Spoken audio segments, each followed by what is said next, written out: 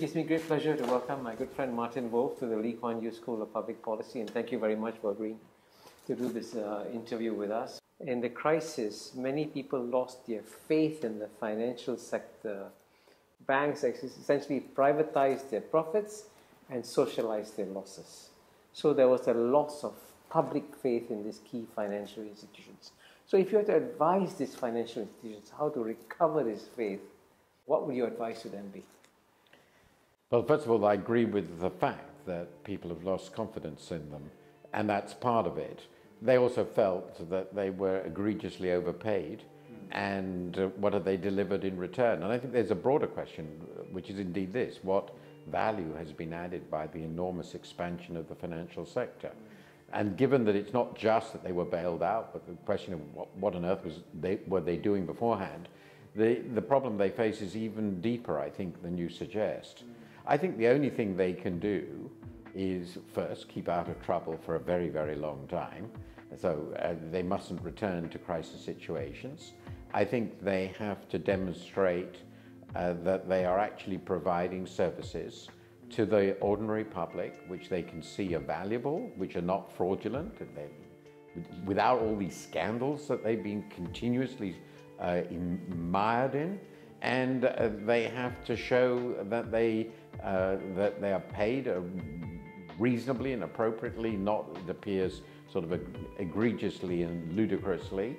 And slowly in this way, by providing services, by being a financial services industry, they can, I think, recoup the trust of the public. But it's going to take probably a generation.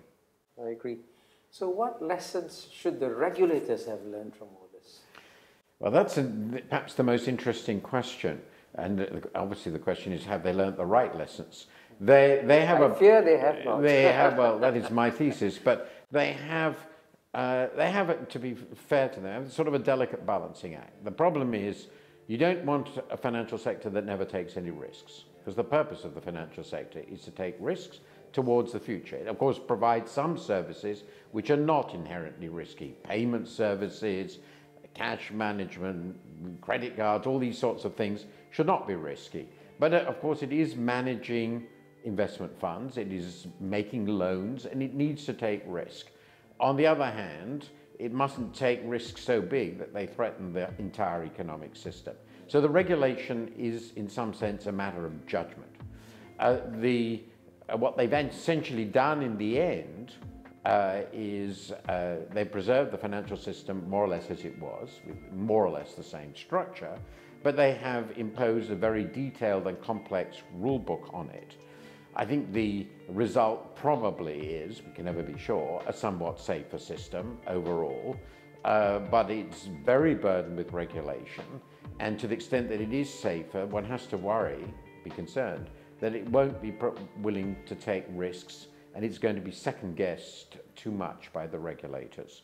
So the philosophy might well be wrong. I tend to the view that they could have approached this in a somewhat different way by insisting that the loss-absorbing capacity in the financial system is greater, but having less regulation, not insisting on so much regulation as they have. But that's the balance they've now struck. We're going to have to see how that works. So if you're a young Martin Wolf at the age of 22, 23, having to decide whether or not you should go into the financial sector or the public policy sector, what would your advice to this young man be? Well, I suppose it partly depends on what that person looks for in life. It's pretty well certain that if this person is an able and enterprising person, male or female actually, then they will probably make more money in the financial sector than they ever will make in the public policy sector. However, I think the chances, depends on the country, the environment, the chances of making a bigger contribution to the welfare of humanity are probably greater in the public policy sector. I think it's more fun, not just in government, but more broadly in thinking about public policy. And I do think that probably for the next 20 or 30 years, at least in the developed world, the financial sector is going to shrink. And it's going to go back to being a rather less glamorous part of the economy. Now, in emerging and developing countries, the financial sector still has lots of room to grow and to provide valuable services. So it depends a bit on where you are. But certainly in our economies, I think this is not going to be anything like as glamorous and exciting as it was before the crisis. So finally, if a young man or woman decides, okay, I'm going to enroll in the Lee Kuan Yew School of Public Policy and come and study here, what kind of general advice would you give to someone who's embarking on public policy education at a young age? That's a fascinating question. It's difficult to think back that far. I followed the view that the important thing is to learn what your interests are, get the best education you possibly can, but in life, don't play it safe, completely safe. Follow your interests.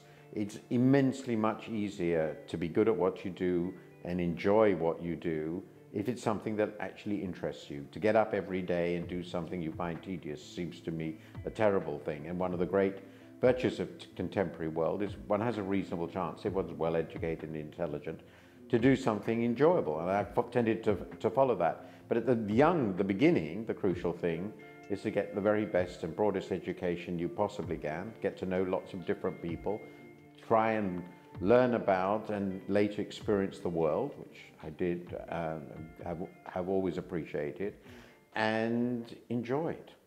Good. Well, that's great advice, and we will convey it to the students through the camera. Thank you very much. Pleasure. Thank you. Pleasure.